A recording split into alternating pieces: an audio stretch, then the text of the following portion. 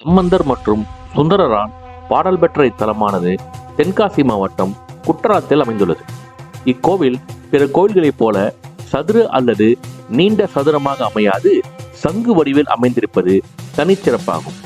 இங்கே இருக்கக்கூடிய இறைவன் குற்றாலநாதர் என்று அழைக்கப்படுகிறார்.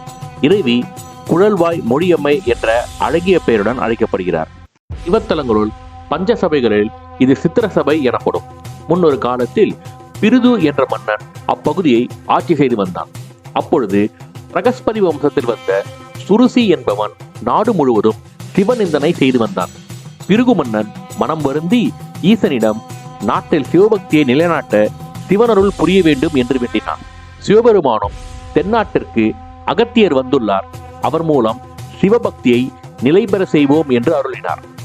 சிவபெருமானின் கட்டளைப்படி அகத்தியர் செண்பக வனமான திருக்குற்றாலம் வந்தார். அங்கிருந்த திருமாலின் கோவிலுக்குள் சிவச்சின்னங்களோடு நுழைந்தார்.